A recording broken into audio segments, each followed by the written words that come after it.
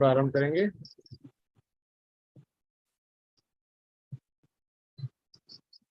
ओम अज्ञानतिमिरन्धस्य ज्ञानाञ्जनशलाकया चक्षुरुन्मिलितं येन तस्मै श्रीगुरवे नमः। नमो विष्णुपादाय कृष्णपृष्ठाय भूतले श्रीमते भक्तिवेदांत स्वामिनिति नामिने। नमस्ते सारस्वते देवी गौरवाणी प्रचारिणे निर्विशेष शून्यवादी पाश्चात्य देशतारिणे। हे कृष्ण करुणा सिंधु दीनबंधु जगतपते गोपेश गोपिका कांत श्री राधा कांत नमस्ते। तप्त कांचन गौरांगी श्री राधे वृंदावनेश्वरी वृषभानुसुते देवी प्रणमामि हरिप्रिये। वाञ्छाकल्पतरुभ्यश्च कृपा सिन्धुभ्य एव च पतितानां पावनेभ्यो वैष्णवेभ्यो नमो नमः। जय श्री कृष्ण चैतन्य प्रभु नित्यानंद श्री अद्वैत गदाधर श्रीवासादि गौर भक्तवृंद। हरे कृष्णा कृष्ण कृष्ण हरे हरे, हरे Ram Ram Ram Hare Hare.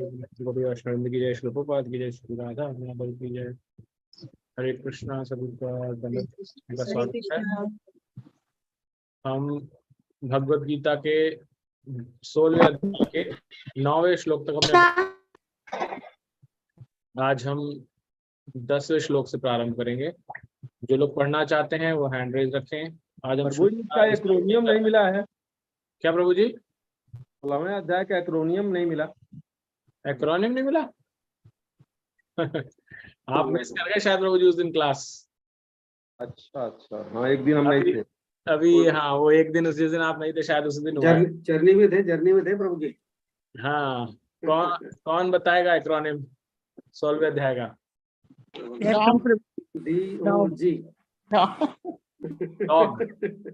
Divine and divine and demonic, जो इसमें दैवी और आसुरी गुणों के बारे में बताया गया वो है। जो आसुरी लोग होते हैं उनके पास क्या ऑप्शंस रहती हैं, उन क्या प्राप्त करते हैं अंत में वो options and obtain. And then last क्या था जी क्या था? नरक के द्वार, कुछ ऐसे। Gates of hell. Gates to hell, हाँ नरक के द्वार। तो वो 3 नरक के द्वार है, वो आएगा अंत में इस अध्याय के। तो ये डॉग इसका एक्रोनिम है। ओके चलिए। तो पंकज माता जी आप ही से स्टार्ट करते हैं। हरे कृष्ण। कामम आश्रित्य दुष्पूरम दंभमान मदान्विता मोहाद् द्वार सद्ग्रहान प्रवर्तन्ते शुचि व्रता। कभी ना संतुष्ट होने वाले काम का आश्रय लेकर तथा गर्व के मद एवं मिथ्या प्रतिष्ठा में डूबे हुए आसुरी लोग इस तरह मोहग्रस्त होकर सदैव क्षण भंगुर वस्तुओं के द्वारा अपवित्र कर्म का व्रत लिए रहते हैं। तात्पर्य, यहाँ पर आसुरी मनोवृत्ति का वर्णन हुआ है। असुरों में काम कभी तृप्त नहीं होता।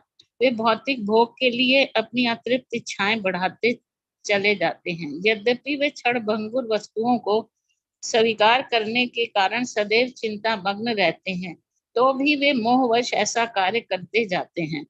उन्हें कोई ज्ञान नहीं होता, अतएव वे ये नहीं कह पाते कि वे गलत दिशा में जा रहे हैं। क्षण भंगुर वस्तुओं को स्वीकार करने के कारण अपना निजी ईश्वर निर्माण कर लेते हैं, अपने निजी मंत्र बना लेते हैं, तदनुसार कीर्तन करते हैं।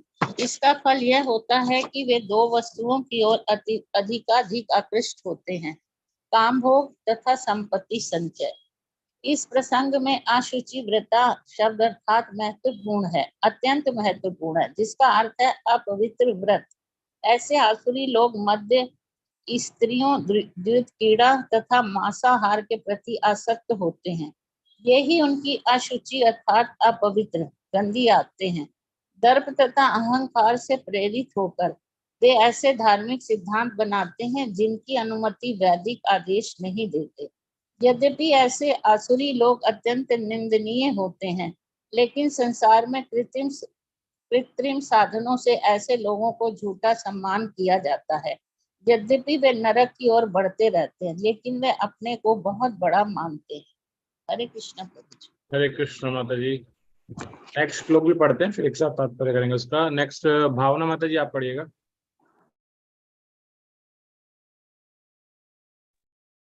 यस प्रभु जी मैं श्लोक नहीं पढ़ पाऊंगी, सॉरी प्रभु जी। कोई बात नहीं माता जी, मैं पढ़ लेता हूँ।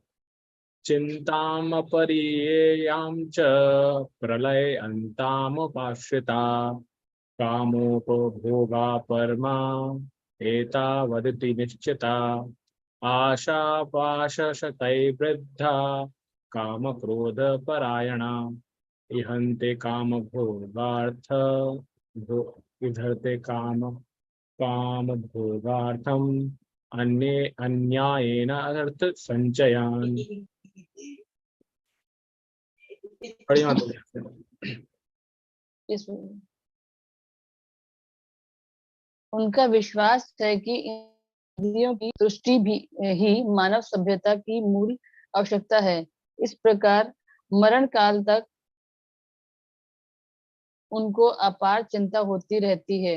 वे लाखों इच्छाओं के जाल में बंद कर तथा काम और क्रोध में लीन होकर इंद्रिय तृप्ति के लिए अवैध ढंग से धन ग्रहण संग्रह करते हैं।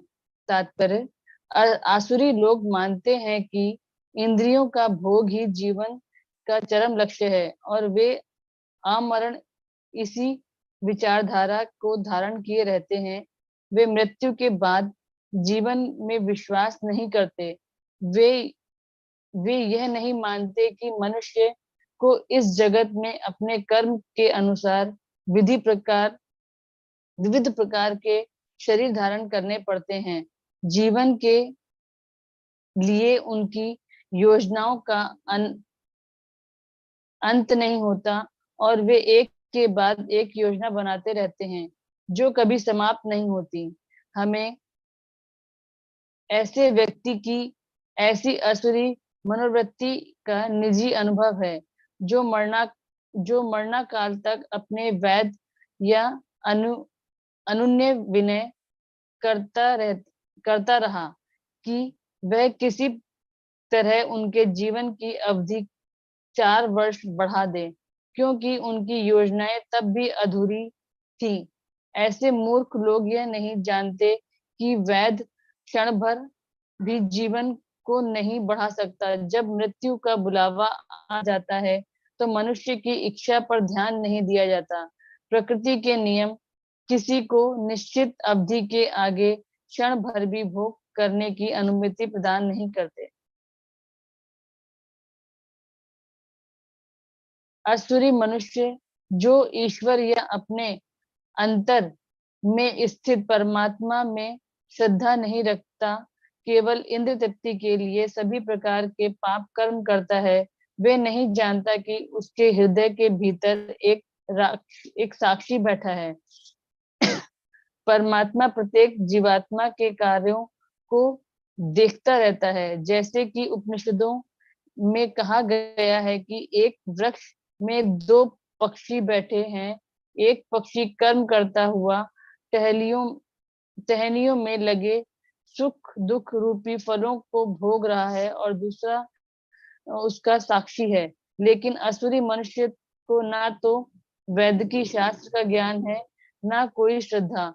अतएव वह इंद्रिय भोग के लिए कुछ भी करने के लिए अपने को स्वतंत्र मानता है।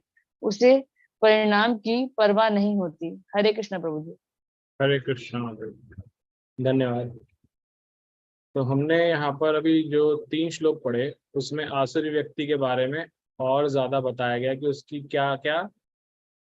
उसके पास क्या क्या मार्ग होते हैं, क्या चुनता है वो और उनसे आगे कैसे बढ़ता है।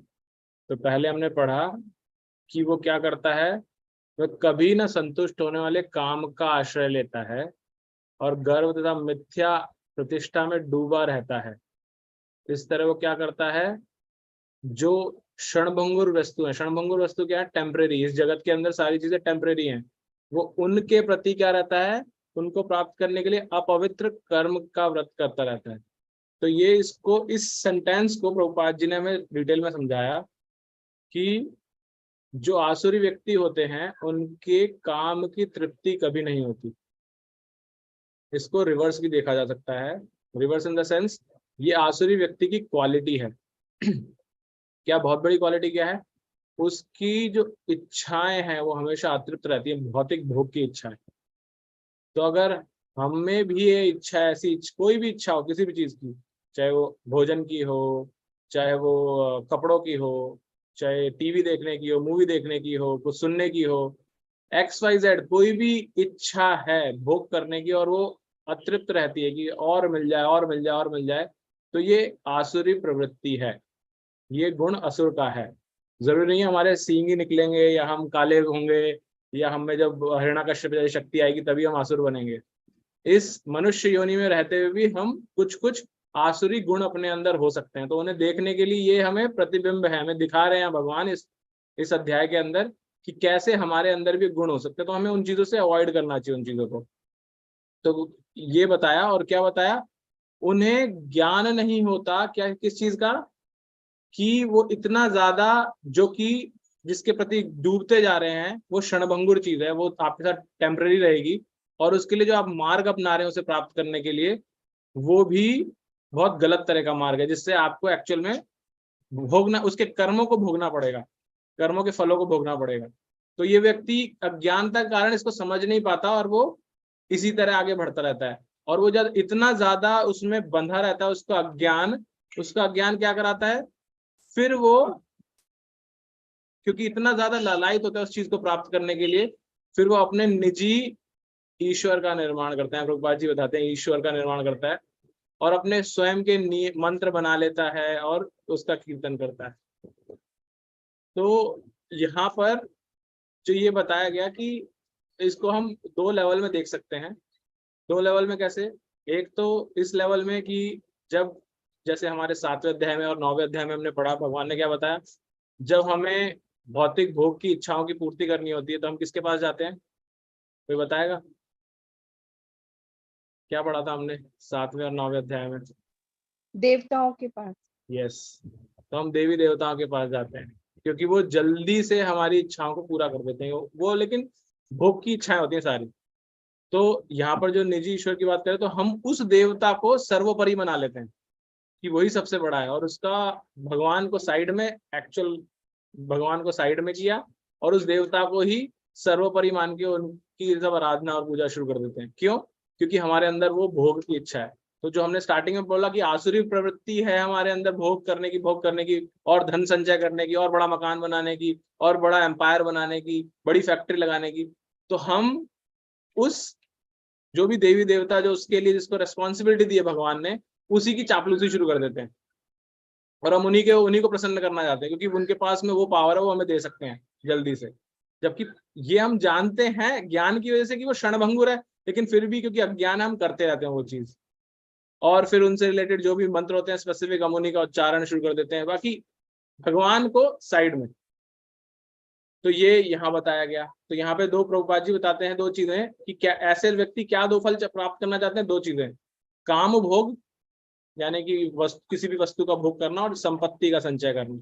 तो उनकी पूजा प्रार्थना शुरू कर देते हैं। फिर प्रभुपाद जी बताते हैं जो यहाँ एक शब्द यूज हुआ है अपवित्र व्रत यानी कि अशुचि व्रता, उसमें प्रभुपाद जी बताते हैं कि ऐसे आसुरी व्यक्ति जो गंदी आदतें हैं, अपवित्र आदतें हैं, उनमें पड़ जाते हैं, जो कि हमारे 4 नियमों में साफ साफ मना की गई हैं। क्या बताया उसमें?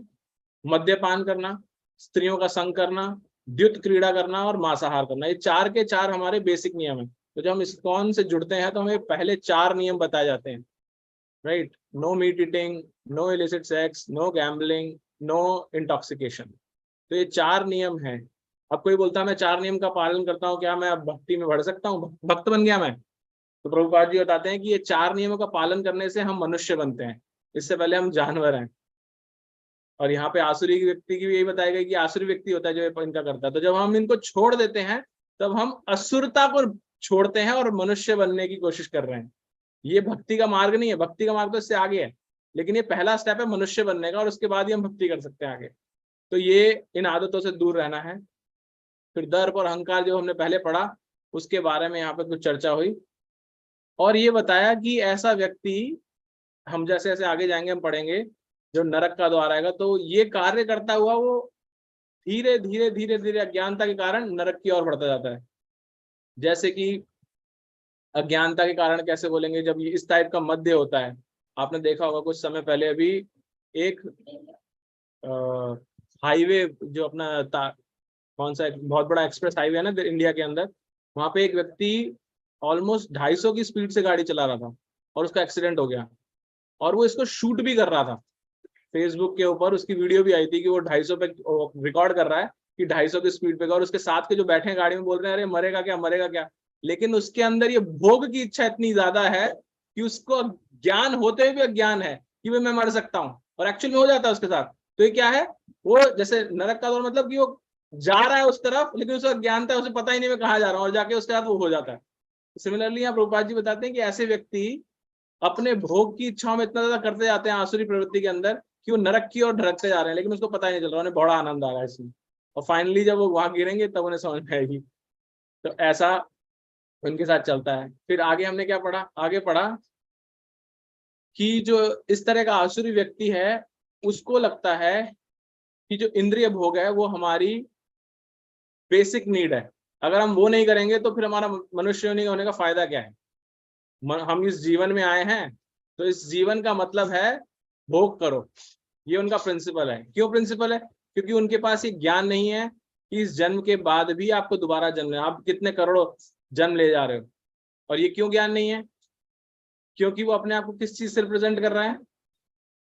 कोई बताएगा ऐसे व्यक्ति को ज्ञान क्यों नहीं है इस चीज का, वो अपने आप को क्या समझ रहा है। वो अपने आप को क्योंकि शरीर समझ रहा है कि राइट, उसी से रिलेटेड उस व्यक्ति को आत्मा का ज्ञान नहीं है। तो जो कोई अपने आप को शरीर समझेगा वो यही सोचेगा ना, मैं मर जाऊंगा तो गया, मैं बस खत्म काम मेरा, मैं तो एक काम करने आया हूँ समझ। अब मान लीजिए आप ऑफिस में जा रहे हैं, अगर आपको पता नहीं है कि आपको रोजाना नौकरी करने जाना है ऑफिस में, तो आप सोचेंगे एक दिन पे तो क्या, आप जो मर्जी जाकर करूँ, मैं जाके बॉस की सीट पे बैठ जाऊँ जो मर्जी करूँ, आज एक दिन तो मिला है आज जो मर्जी कर लो, तो आप ऐसे सोचेंगे। तो इसलिए जो ये समझता है कि मैं शरीर हूँ, वो उस अज्ञानता के कारण बाकी और अज्ञानताओं में फंसता जाता है। वो सोचता है बस अब तो इसका ये जो शरीर है इसमें भोग करो, अब इसके बाद तो हम वापस आना नहीं है, बस यही जीवन मिला है, इसमें जो भोग करना कर लो। तो ये उनका इसमें प्रभु जी बहुत लोग ये कहते हैं ना कि एक ही तो लाइफ है, एक ही जीवन है, इसमें जितना भी भोग करना कर लो। Correct correct, correct. वो एक और पिक्चर भी आई थी ना, इसे जिंदगी ना मिलेगी दोबारा। अब एक्चुअल में देखा जाए तो वो उनका भौतिक इस आसुरी प्रवृत्ति में है, लेकिन आध्यात्मिक दृष्टि से भी ये बोला जा सकता है जिंदगी ना मिलेगी दोबारा, इसको सही उपयोग करो इसका। लेकिन वो इसका आसुरी प्रवृत्ति में यूज करते हैं कि भोग करो, जितना भोग करना करो, जितनी इच्छाएं, अपनी एक बकेट लिस्ट बनाओ, 100 चीजें करनी है आपको, ये जहां जहां जाना है घूमो फिरो। तो ये क्या भोग भोग भोग, सिर्फ यही चल रहा है। राइट, तो ये ये उनका बेसिक फंडा होता है, और ये लगता है कि लास्ट मोमेंट तक सिर्फ ये देखना है कैसे मैं भोग कर सकता हूँ। अमोक लीला प्रभु जी एक दिन बता रहे थे एक लेक्चर के अंदर, वो माइकल जैक्सन का बहुत बड़ा एग्जांपल देते थे। माइकल जैक्सन ने बहुत धन संचय किया, और बहुत धन संचय करके वो, आपको पता होगा, प्लास्टिक सर्जरी कराता था अपनी। उस समय तो इतनी पॉपुलर भी नहीं थी, लेकिन वो अपने शरीर की प्लास्टिक सर्जरी कराता था। क्यों कराता था, क्योंकि वो बूढ़ा नहीं होना चाहता था, वो इसलिए जवान दिखना चाहता था। और जवान क्यों दिखना चाहता था वो जवान दिखना चाहता था क्योंकि वो जितना चाहे वो भोग कर सके, स्पेशली यौन भोग कर सके। तो डॉक्टरों ने उसको बोला कि तुम जवान रह सकते हो लेकिन तुम्हें ये भोग छोड़ना होगा। तो वो कैसी कॉन्ट्रडिक्शन फंस गया कि वो जिसके लिए जवान रहना चाहता है वो वही नहीं कर सकता, अगर वो करेगा तो वो बूढ़ा हो रहा है और ज्यादा बूढ़ा हो रहा है। और वो अंत समय तक भोग करना चाहता रहा, और इसलिए अपना सारा खर्चा उसने इसी चीज में किया, लेकिन फिर भी वो इस जीवन को छोड़ के चला गया, इस शरीर को छोड़ के। राइट, तो इस तरह के बहुत सारे एग्जाम्पल्स हैं जो सिर्फ भोग को ही चरम लक्ष्य समझते हैं और आमरण करते रहते हैं, इसी चीज के पीछे भागते रहते हैं। जैसे यहाँ प्रभुपाद जी ने एक एग्जाम्पल दिया कि इस तरह के व्यक्ति का उनके जीवन में भी ऐसा कभी उनसे मुलाकात हुई, उनकी ऐसे व्यक्ति जो जानते थे वो। और आई एम श्योर हम सब ने भी कहीं ना कहीं पार्टली कहीं ना कहीं किसी से सुना होगा या ऐसा अनुभव किया होगा। प्रभुपाद जी बताते हैं कि एक व्यक्ति था जो मरने की स्थिति में था, और जब वो ऐसी स्थिति में था तो उसने अपने डॉक्टर को बुलाया, और बहुत अमीर आदमी था, उसने अपने डॉक्टर्स के पास में बुलाया, बोला कि मुझे जैसे तैसे करके 4 साल और जीना है अभी, क्योंकि मैंने जो मेरे प्लान्स बनाए थे अभी तक वो कंप्लीट नहीं किए, तो आप मेरे को 4 साल के और जीवन दो, आपको जितना पैसा चाहिए मैं दूंगा। लेकिन प्रभुपाद जी लिखते हैं कि डॉक्टर ऐसा कर सकते हैं, वो इतना मूर्ख है, उसको ये नहीं पता कि डॉक्टर कुछ नहीं कर सकते, डॉक्टर सब भगवान के हाथ में, राइट। तो एक प्रभुपाद जी लाइन लिखते हैं यहाँ पर, जब मृत्यु का बुलावा आ जाता है तो मनुष्य की इच्छा पर ध्यान नहीं दिया जाता। तो जब मृत्यु आती है तो चाहे मनुष्य कुछ भी चाहे वो आके रहेगी, हम कुछ नहीं कर सकते, प्रकृति का नियम है कि उस अवधि के बाद आपको आगे की अनुमति नहीं दी जाएगी। ये अगेन आई एम श्योर सबने अलग अलग तरीके से, नॉट आसुरी प्रवृत्ति, बट ये जीवन की टाइमलाइन जो है वो बिल्कुल फिक्स्ड है। जैसे मैंने पहले भी कई बार इस एग्जांपल को दिया है, मेरे पिताजी का पर्सनल एग्जांपल, कि जब वो बिल्कुल स्वस्थ थे, स्वस्थता के साथ ही एक दिन हॉस्पिटल में जस्ट दिखाने के लिए गए और वहाँ डॉक्टरों ने बोला कि आप थोड़ा सा ट्रीटमेंट लो, आप थोड़ा सा जो उनको बीमारी चल रही थी यूरिन इन्फेक्शन की, वो ठीक हो जाएगी, और हमें कहीं घूमने हमें जाना था, यात्रा पे जाना था कहीं। तो हम लोगों ने विचार करके उनको एडमिट करा दिया उस चीज के लिए। वो जिस बीमारी के लिए, छोटी सी बीमारी के लिए, यूरिन इन्फेक्शन के लिए एडमिट हुए थे, बिल्कुल स्वस्थ थे, उससे पहले स्कूटी चला रहे थे, सब चीज कर रहे थे। वहां एडमिट होने के बाद धीरे धीरे 1.5 हफ्ते में उनकी तबीयत बहुत ज्यादा खराब हुई, और अगले 1 से 1.5 हफ्ते के अंदर वो ऐसे हो गए कि उनके सारे बॉडी पार्ट फेल होने लग गए। और हमें एक क्षण भी यकीन नहीं हो रहा था कि ऐसे कैसे हो सकता है, एकदम स्वस्थ आदमी एक छोटी सी बीमारी का इलाज करने के लिए हॉस्पिटल गया और वो ऐसे कैसे हो सकता है। बहुत देर तक हम उस चीज को नकारते रहे, नहीं ठीक हो गए, ठीक, और अंत में वो हमें छोड़ के भगवत धाम गए। तो वो स्थिति को रियलाइज करना, देखने के बाद ये जो यहाँ स्टेटमेंट है ना, आई एम श्योर आप सबने भी अपने अपने जीवन में कहीं ना कहीं देखा होगा इस तरह की चीज, कि आप नहीं चाहते लेकिन फिर भी वैसा ही होता है, क्योंकि प्रकृति का नियम है, ये जो आया वो जाएगा भी। तो इस चीज को यहाँ प्रभुपाद जी दोबारा बताते हैं कि ऐसा जो भोगी व्यक्ति है वो इस चीज को नहीं मानता, वो चाहता है जिस भी तरह करके अपना जीवन बढ़ाता रहे। जब हम शास्त्रों में देखते हैं, इसी तरह के सारे असुर जो हैं वो बेसिकली इसी चीज के पीछे बढ़े हैं कि मेरी जीवन अवधि बढ़ जाए। क्यों बढ़ जाए? क्योंकि भोग करना। हिरण्यकश्यप हो, कंस हो, रावण हो, आप जिस किसी भी राक्षस का नाम लीजिए, उसका मेन पर्पस यही था कि मुझे, भस्मासुर था कि मुझे जीवन ऐसा मिल जाए कि बस मैं ही जीऊं और भोग करता रहूं। तो ये यहाँ पर इसमें हमने पढ़ा। दूसरी चीज लास्ट जो इसमें आती है, वो प्रभुपाद जी बताते हैं कि ऐसा भोगी व्यक्ति कभी भी इस चीज पे ध्यान नहीं देता कि मेरे अंदर परमात्मा वास करते हैं, उसको पता ही नहीं। अगेन अज्ञान का कारण, क्योंकि वो पहले तो अपने आप को शरीर समझ रहा है, तो वो आत्मा नहीं समझ रहा। दूसरा कि भगवान वास करते हैं परमात्मा रूप में, वो इस चीज को एक्सेप्ट नहीं करता, उसकी कोई श्रद्धा ही नहीं है। जबकि शास्त्र क्लियर बताते हैं कि भगवान साक्षी के रूप में विराजते हैं। जो हमको जो भी कर्म कर रहे हैं, भगवान साक्षी के रूप में हमारे कर्मों को ऑब्जर्व करते रहते हैं। लेकिन क्योंकि वो असुर है, उसका गुण है, वो तो ना तो वैदिक शास्त्रों को मानता है, ना कोई श्रद्धा रखता है उनके प्रति, इसलिए वो अपने मनमाने ढंग से सिर्फ भोग करता रहता है।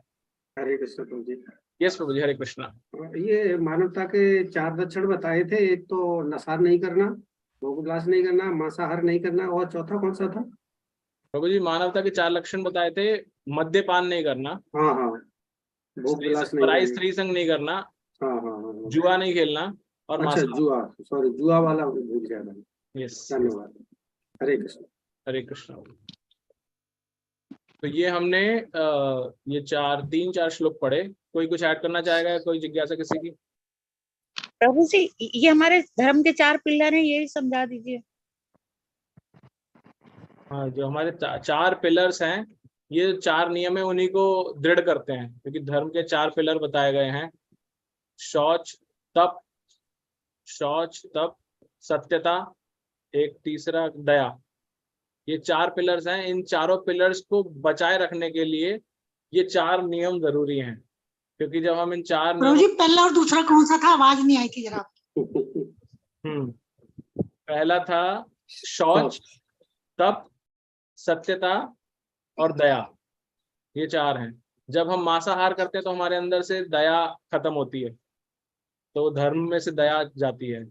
जब हम पराई स्त्री का संग करते हैं, पराई पुरुष का संग करते हैं, तो अशौच आता है, अशुद्धि आती है हमारे अंदर।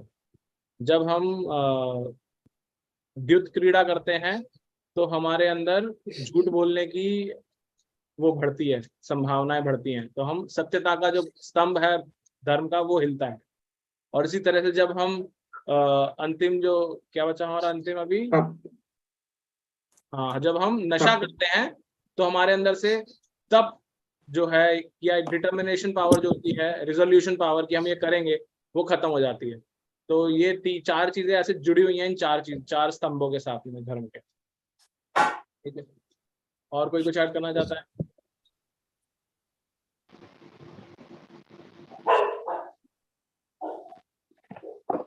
ओके, आगे बढ़ते हैं। नेक्स्ट पुष्कर प्रभु जी, आप पढ़िएगा। जय श्री कृष्ण।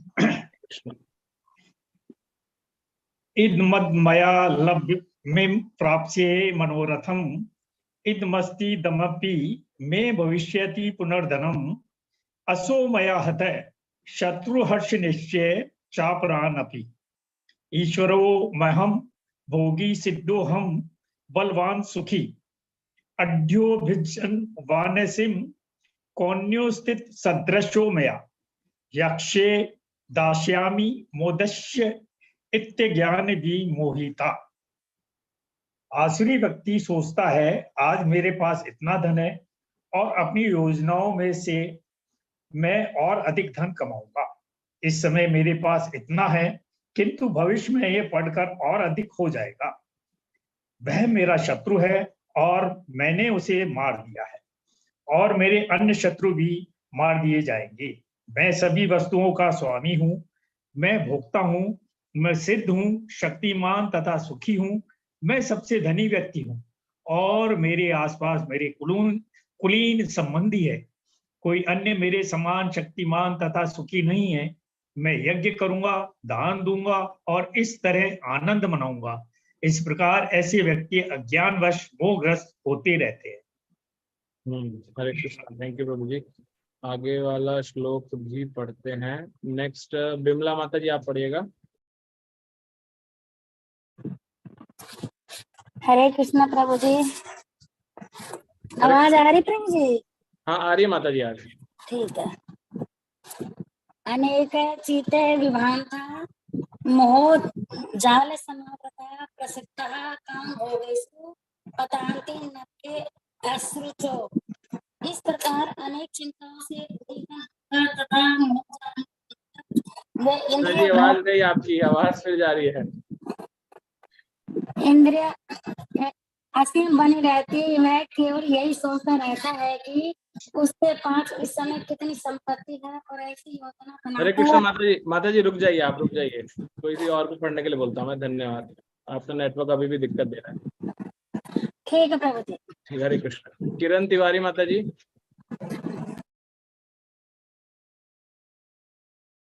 किरण तिवारी, सॉरी मेरे को पता नहीं प्रभु जी माता जी। हरे कृष्णा। ओके, वो अवेलेबल नहीं है तो नेक्स्ट हम पढ़े। हेलो, हरे कृष्णा प्रभु जी। हाँ पढ़िए माता जी। हरे कृष्णा। जी जी जी।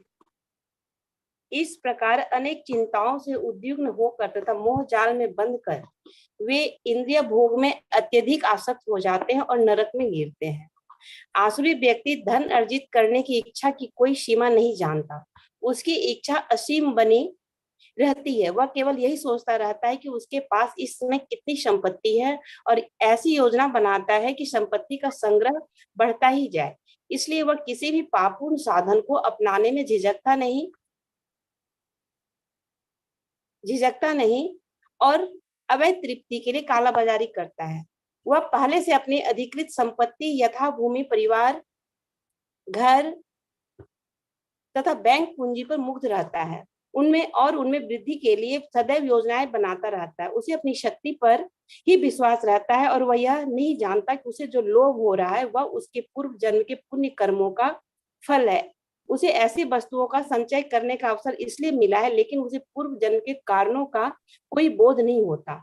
वह यही सोचता है कि उसकी सारी संपत्ति उसके निजी उद्योग से है। आसुरी व्यक्ति अपने बाहुबल पर विश्वास करता है, कर्म के नियम पर नहीं।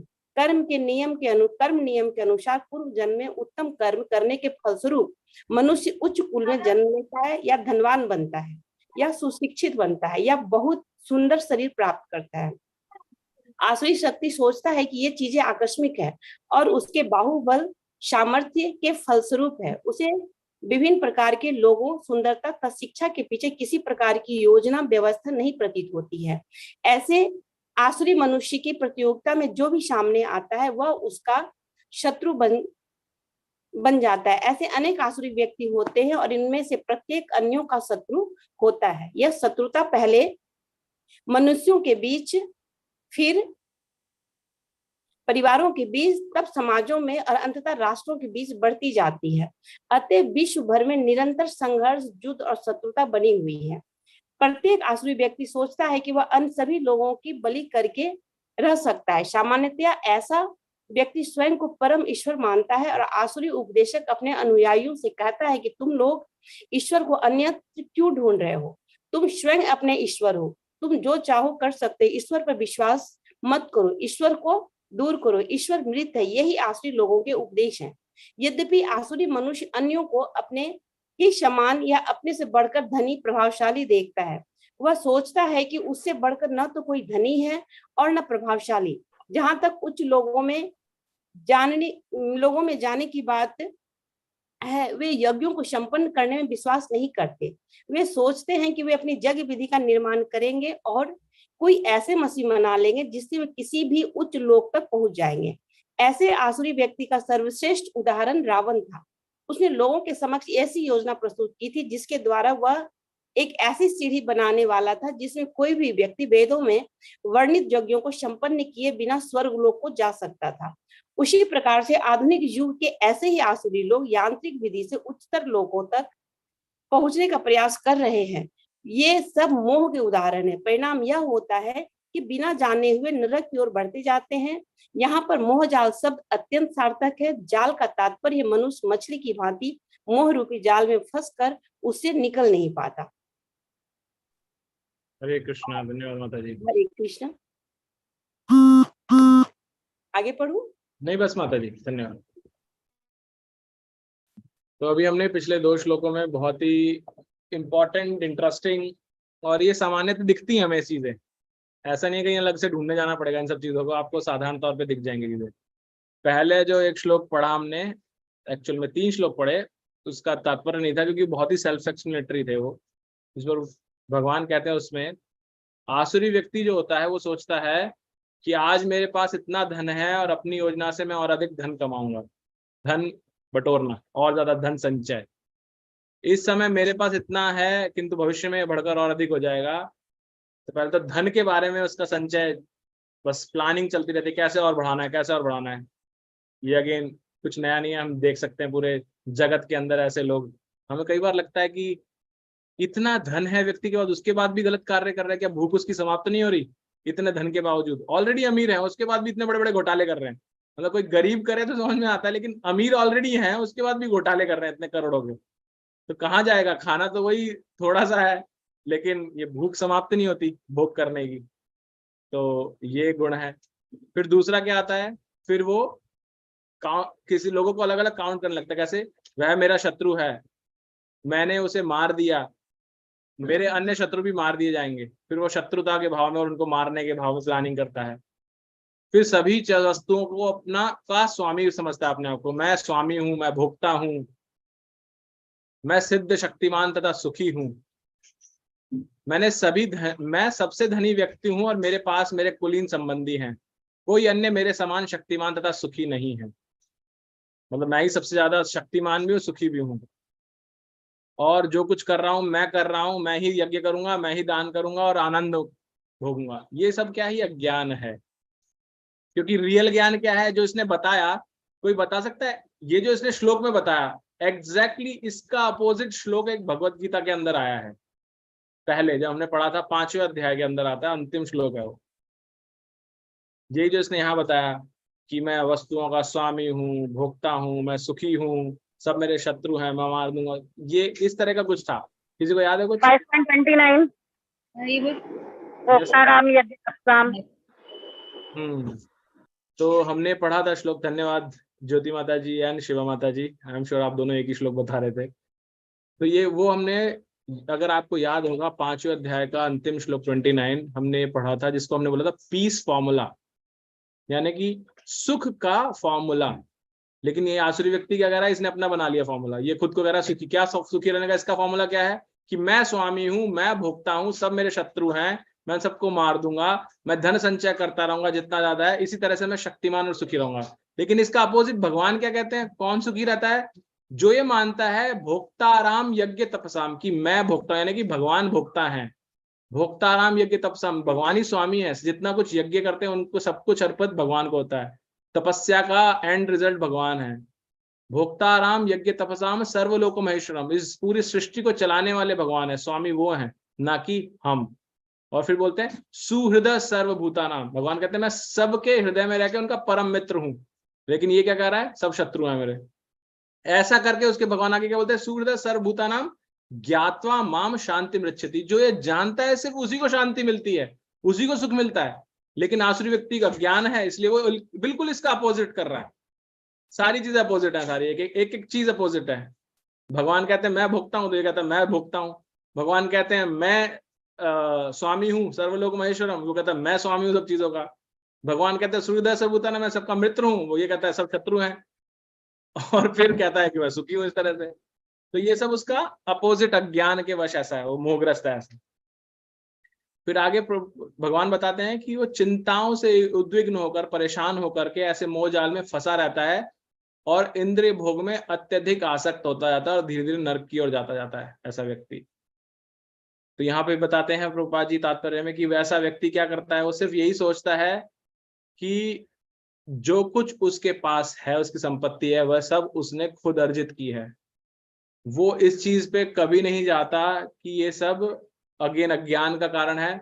वो ये समझता ही नहीं है कि ये सब जो उसको मिल रहा है ये उसके पूर्व जन्म के पुण्य कर्मों की वजह से है। अभी कल की ही बात है, हमारे एक प्रभु जी थे, हम उनके साथ में गए थे बाहर। प्रभु जी मुझे बताते हैं कि प्रभु जी, उनके मन में प्रश्न था। मैंने कहा बोलिए प्रभु जी। बोलते हैं मेरे एक जानकार है फैमिली में काफी नोन, वो अमेरिका में रहते हैं और उनका पूरा परिवार अमेरिका में है, बहुत धनवान है, उनके बच्चे बहुत धनवान है, बहुत बुद्धिजीवी हैं, बहुत अधिक शार्प बुद्धि है, अच्छे बड़े इंस्टीट्यूट्स में पढ़े हैं, वो कॉलेजेस में पढ़े हैं। देखने में जो भगवत गीता जैसे बताती है या शास्त्र बताते हैं, ब्राह्मण कुल में पैदा हुए हैं और देखने में भी एकदम स्वर्ण, जो इसमें आया था ना अभी, सफेद वर्ण के बिल्कुल अच्छे दिखने वाले ऐसे लोग हैं। लेकिन उसके बाद भी वो लोग मांसाहार भी करते हैं और मद्यपान भी करते हैं। ऐसे लोगों को फिर जब ये सब गलत कर रहे हैं तो उन लोगों को ऐसी चीज क्यों मिली, उनका एक प्रश्न था। तो मैंने उनसे यही चीजें यहाँ बोली थी कि हम साधारण तौर पे क्या करते हैं, हम प्रेजेंट में जो हमारे पास है उसको प्रेजेंट में जो कर्म कर रहे हैं उससे कंपेयर करते हैं। ये एक्चुअल में गलत है। प्रेजेंट में जो हमें प्राप्त हुआ है उसमें प्रेजेंट में कर्म से कंपैरिजन नहीं कर सकते। ये हुआ कि सेब को संतरे के साथ मिलाना, कोई सेब और संतरे को कहेगा कि एक जैसे हो सकता है क्या? नहीं हो सकता।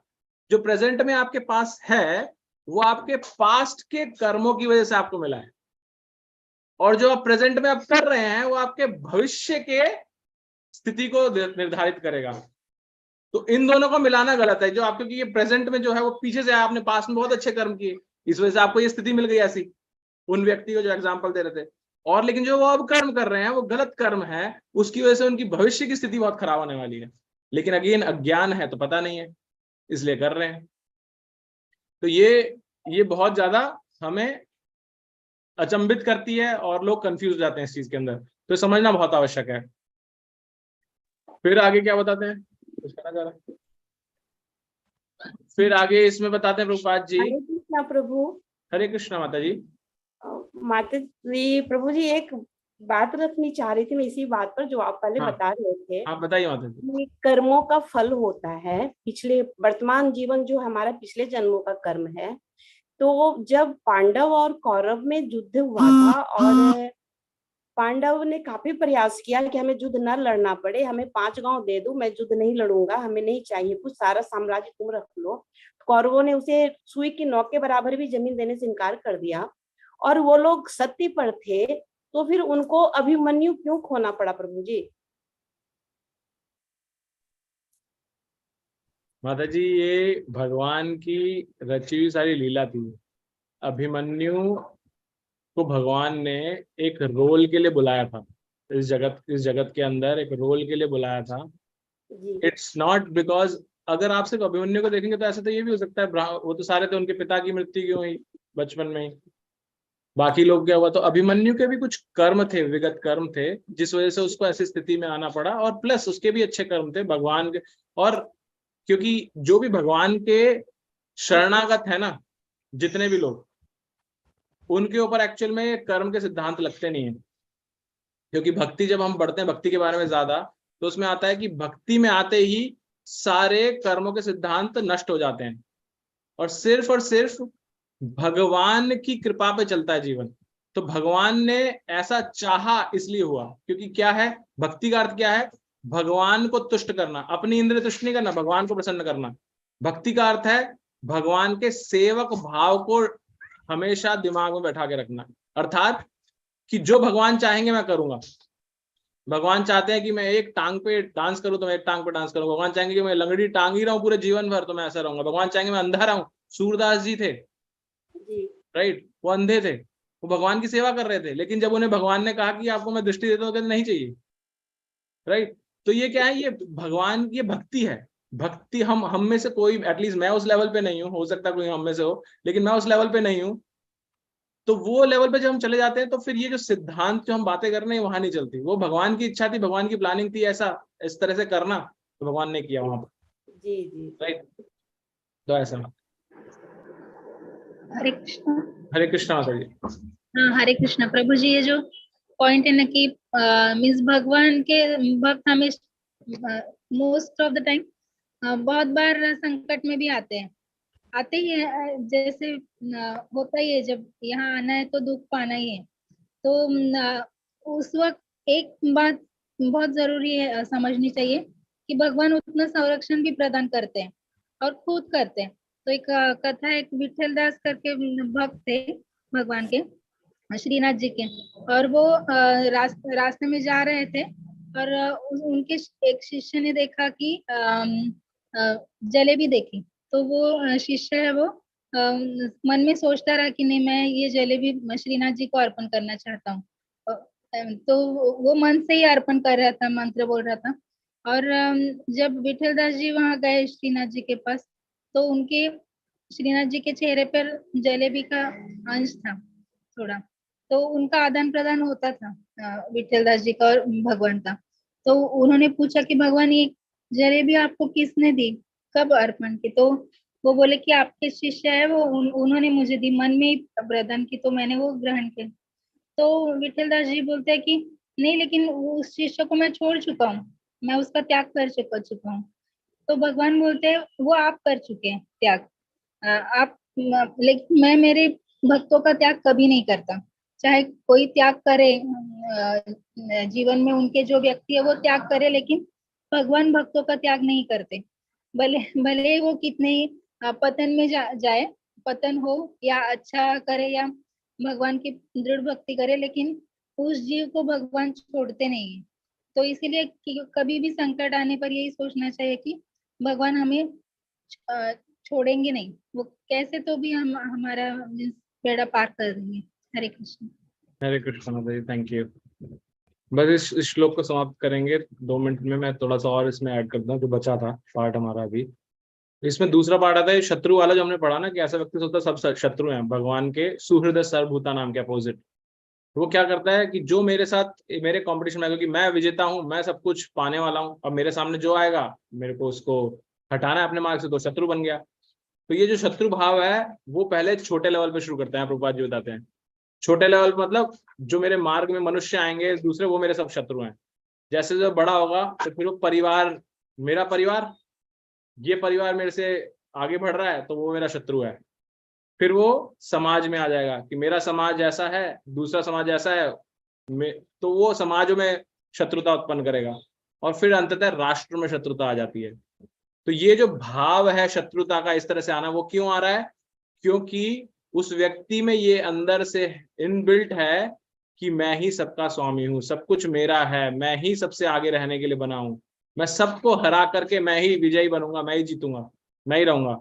तो ये जो भाव है ये उस वजह से उत्पन्न होता है। और इसी तरह से, और ये एकदम आपको याद होगा जब हमने पीस फॉर्मूला वाला श्लोक पढ़ा था, सुहृदय सर्वभूतानां ज्ञात्वा मां शांतिं पृच्छति, तो प्रभुपाद जी ने तात्पर्य बताया था कि ये जो हमने द्वितीय विश्व युद्ध के बाद में यूनाइटेड नेशंस की निर्माण किया कि सारे राष्ट्र आकर के उसमें जुड़ गए, ये कुछ नहीं कर सकता। क्यों नहीं कर सकता? क्योंकि ये अंतःकरण में बसा हुआ है जीव के, कि उसको स्वामी भाव चाहिए, उसको भोक्ता बनना है, उसको सब कुछ अर्जित करना है, भोग करना है।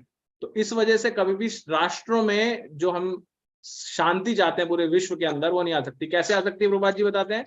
जब हम कृष्ण भावनामृत को एक्सेप्ट करेंगे, यानी कि भगवान कृष्ण को सर्वोपरि मानेंगे, तो शांति आ सकती है। तो ये प्रभुपाद जी ने हमें बताया था उसमें। फिर दूसरा इसमें लास्ट में प्रभुपाद जी बताते हैं कि ऐसा आसुरी व्यक्ति अपने खुद के तरीके बनाता है, यज्ञों के द्वारा नहीं समझता। उसको उच्चतर लोकों में जाना है तो वो अपने तरीके ढूंढेगा, अपना निर्माण करेगा अपनी विधियों को उच्चतर लोकों में जाने के लिए।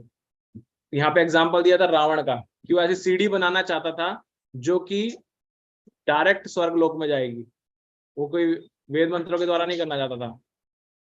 तो ये सब क्या है, और इसी का एग्जाम्पल कॉन्ट्रास्ट में प्रभुपाद जी बताते हैं आज के जमाने में भी जो हम भौतिक प्रगति की कोशिश कर रहे हैं, अलग अलग चीजें बना रहे हैं, रॉकेट बना रहे हैं कि उस ग्रह पे जाएंगे, फिर उस उधर जाएंगे, इस लोक में जाएंगे। तो ये क्या है, प्रभुपाद जी बताते हैं सब मोह का जाल है और कुछ नहीं है। ये हम अपने लिए नरक का निर्माण कर रहे हैं। जितने ज्यादा हम टेक्नोलॉजी डेवलप करते जा रहे हैं, उतना ज्यादा नई नई प्रॉब्लम्स आती जा रही है, तो हम नरक यहीं क्रिएट करते जा रहे हैं धीरे धीरे। तो ये प्रभुपाद जी हमें यहाँ इस श्लोक को समझाते हैं। तो हम 16वें श्लोक पे आज रुकेंगे, कल से हम 7वां श्लोक आगे प्रारंभ करेंगे। प्रभु जी आप कुछ बोलना चाह रहे हैं? जयप्रकाश प्रभु जी आप म्यूट है, म्यूट है प्रभु जी आप, प्रभु जी आप म्यूट हैं।